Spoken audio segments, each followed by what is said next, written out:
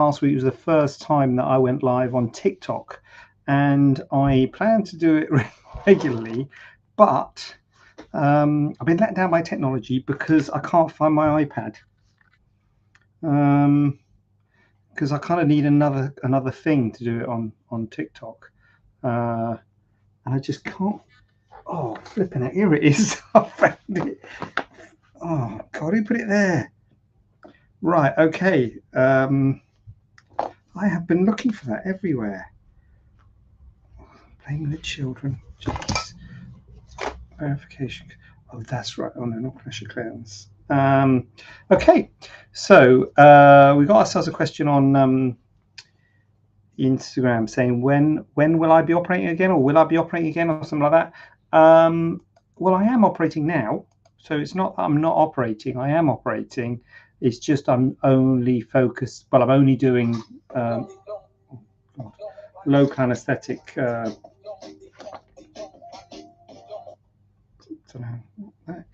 Local anesthetic cases on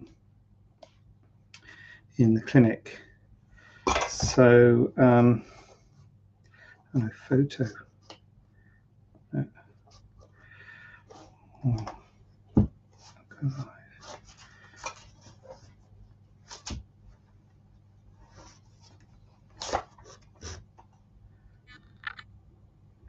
Bolster that up.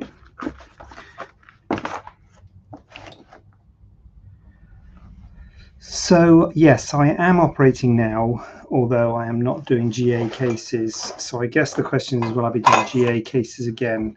Who knows? Gotta be honest with you. I stopped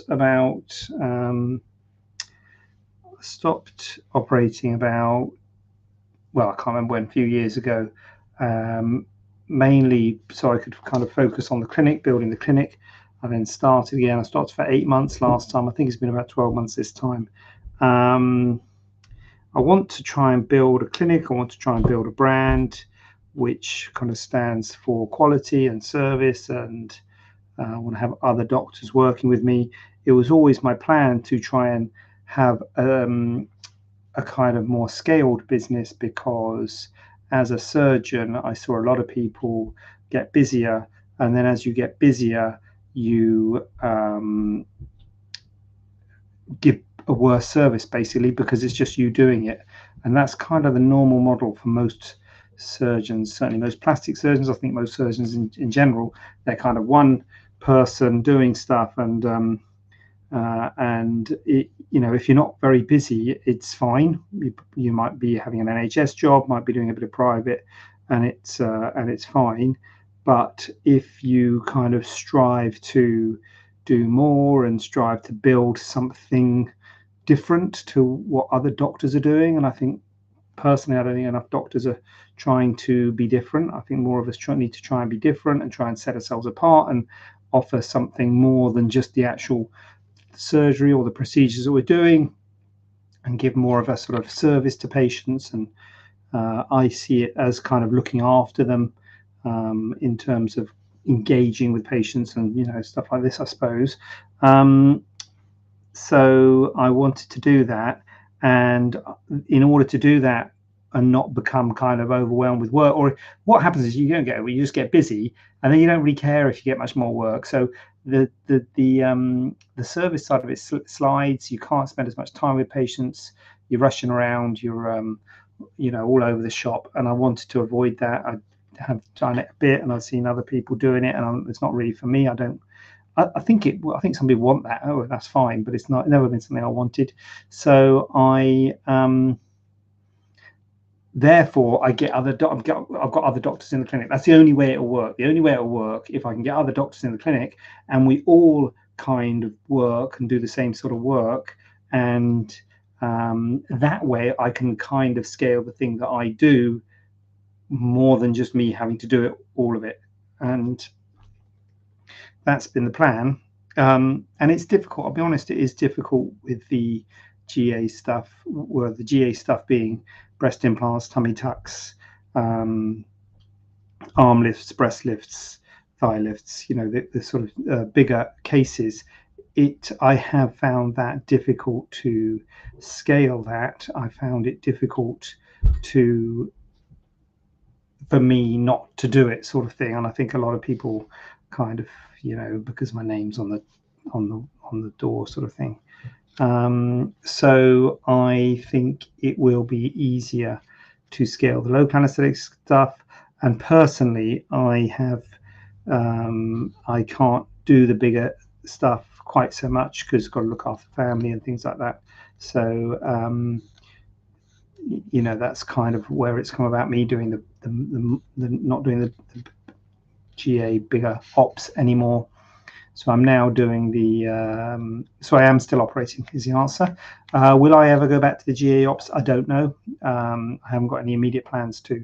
And, we're not just, not just saying it to, why would we just be saying it? No, it's just the way it is. I'm trying to build the business, and I'm building a new website, doing it myself foolishly. I know you're probably saying seeandtreat.co.uk. Go to that website now and you'll notice that the cyst page and the tattoo removal page have got the same stuff on it, because I'm updating one and it's updating the other, and I've got no idea why. So yeah, any web developers in the house, if they can help me. But yeah, seeandtreat.co.uk is a website I'm setting up.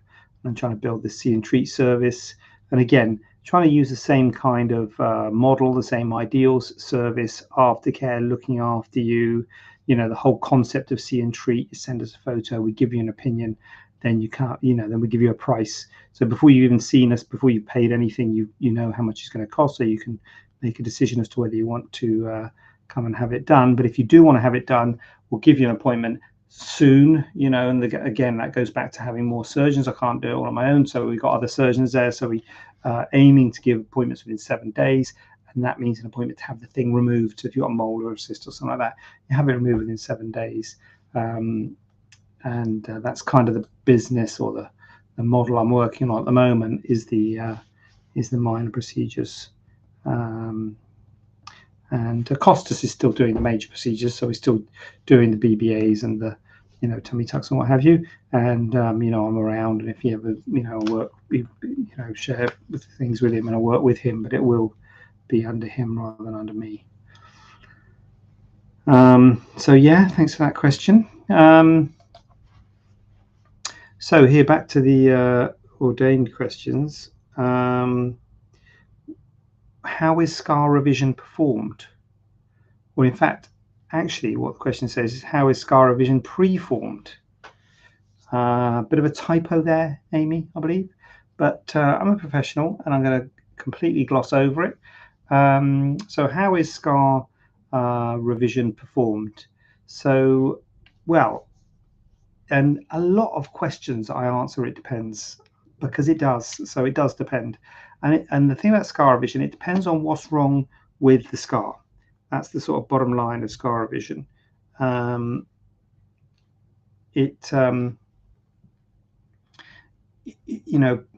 People who say, I want a scar revision, who just kind of say the words, I want a scar revision, you have to kind of, if we say to you, what's wrong with the scar, and you say, well, it's a scar, and I don't want the scar, then that's, we can't really help if it's just that you want the scar gone, because anything we do causes a scar. So we can't remove the scar, we can't get rid of the scar, but there are things we can do to scars to make scars better. So it's aimed at what the problem of the scar is. So the sort of problem scars that we can help are stretched scars, raised scars, scars that are in the wrong line, in the wrong orientation. We can change the orientation of the scars. Indented scars, there's got to be something specific about the scar that is a concern. So if it's just the fact you've got a scar, then all we'll do is give you another scar, and we've got to be confident that we can do something to make the scar better than the current scar that you have. So stretched and dented in scars, we can revise by excising the scar and giving you a fresh scar in the same area. And it's always good if there's a reason why it is stretched or it's indented, or if there's a problem, if you had a problem with the healing or what have you.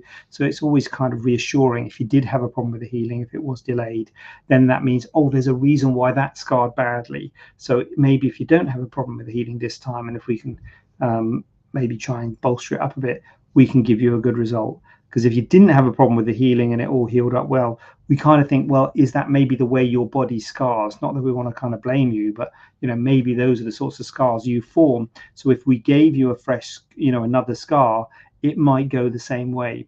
So it's always reassuring if there's a reason for your scar to be the way it is. The other thing is raised scars, hypertrophic keloid scars. There are things we can do for those. Now, usually that's non-surgical. The most of them is like moisturize, massage, pressure, silicone gel or silicone tape, and steroid injections. They're sort of like the most common treatments for them. Sometimes you can do scar revision on a keloid scar, but it kind of has to be pretty big, because doing a scar revision of a keloid runs the risk of giving a bigger keloid. So we have to, that's kind of for big ones, which are not likely to respond to injection of steroid or silicone. If it's in a bad line, so when we create a surgical scar, we try and put it in what we call the lines of relaxed skin tension, in kind of natural lines, creases, wrinkles, to try and hide them in natural shadows. If you've had a traumatic scar, so it hasn't been created surgically, it's been created through trauma, we might be able to change the orientation of the scar to make it lie in a better position, in a better crease, or in a better line or something. So there are certain things we can do to improve certain scars, but the actual what we do depends on what is the problem with the scar, and so we will discuss that with you, what we can do. And it is always great if you have a specific problem with the scar rather than just the fact that it exists, because we're not going to be able to remove it. We're just going to give you another scar, and we've got to try and make it better. Can you remove a mole without leaving a scar?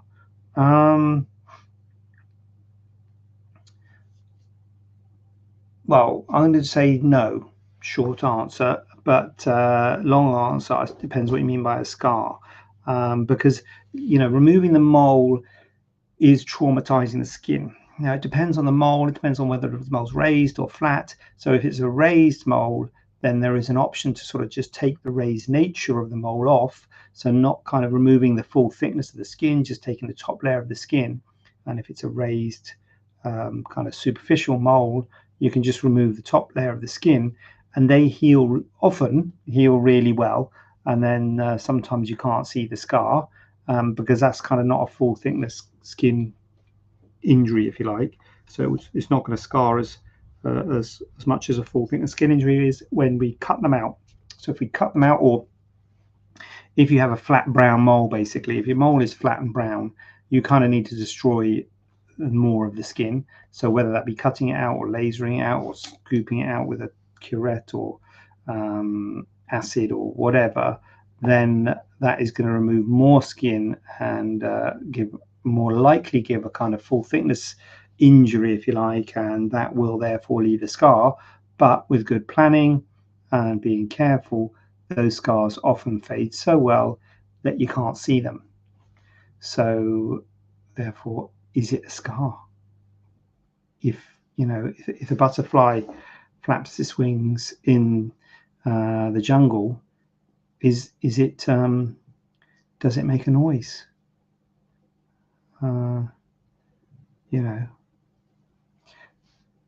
So I mean, strictly speaking, it probably is, but often people say, oh wow, you have done it and you haven't left a scar, when you're thinking, well, I have, it's just can't see it, sort of thing. But slightly academic. So you can get really good scars when you're removing moles, especially benign ones, especially ones that are raised, because you don't have to give a full thickness skin injury. But even flat ones, especially on the face scars really well. So the face scars are often really hard to see. So yeah, I hope that's.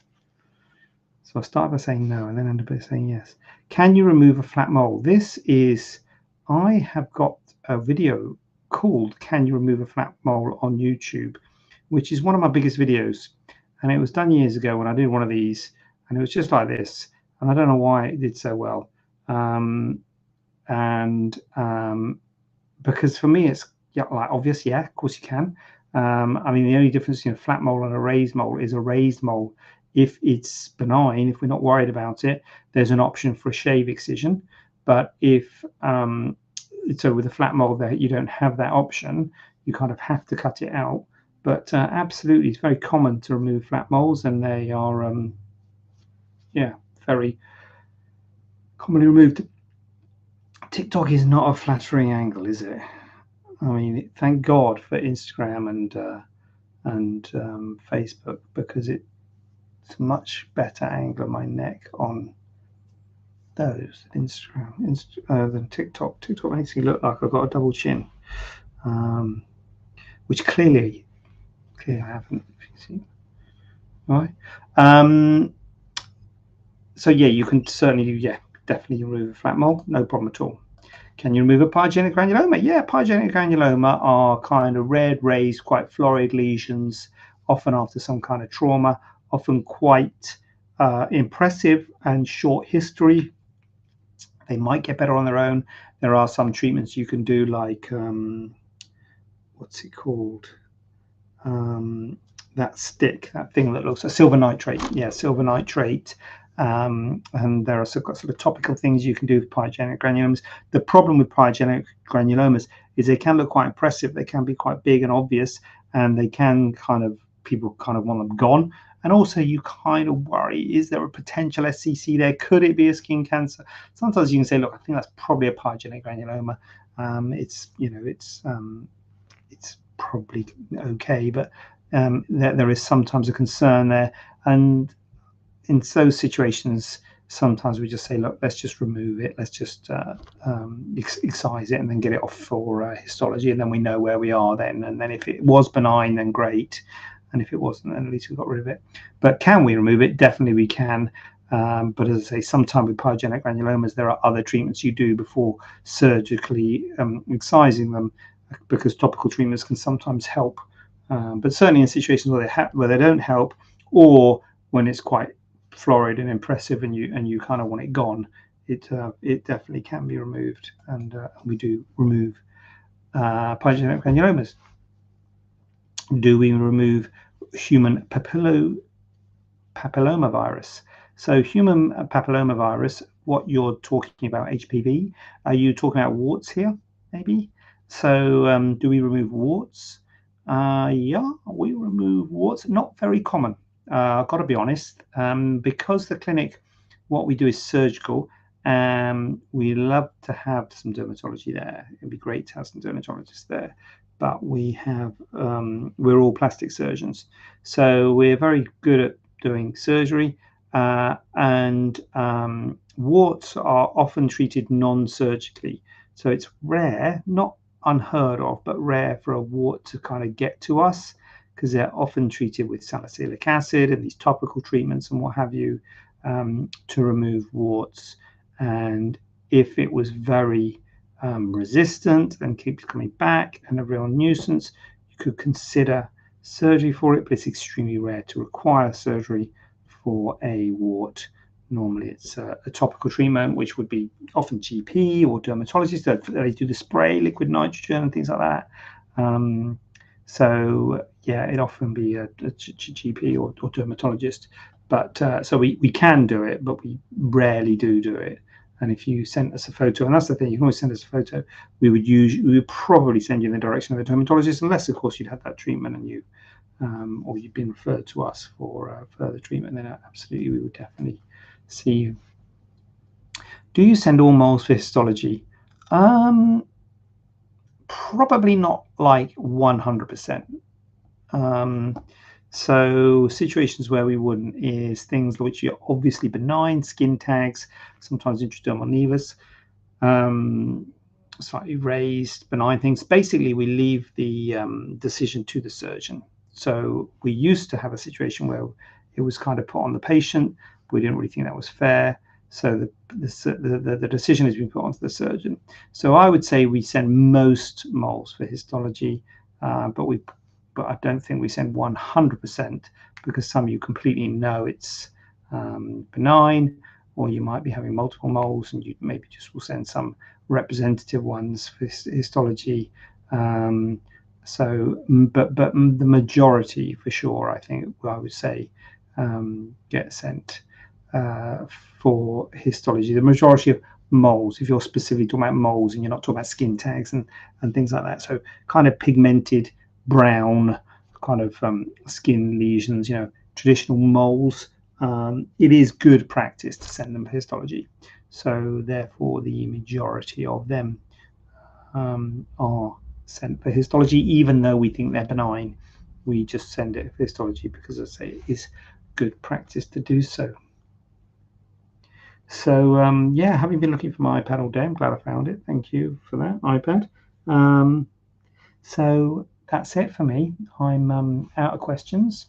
If you have any questions, then speak now or forever hold your proverbials, because in a few short minutes I am going to be out that door. But don't fear, because I'll be back next week, probably, almost certainly, unless it's some kind of holiday. It isn't, is it? 'Cause we just had half term, so there's no holiday or anything.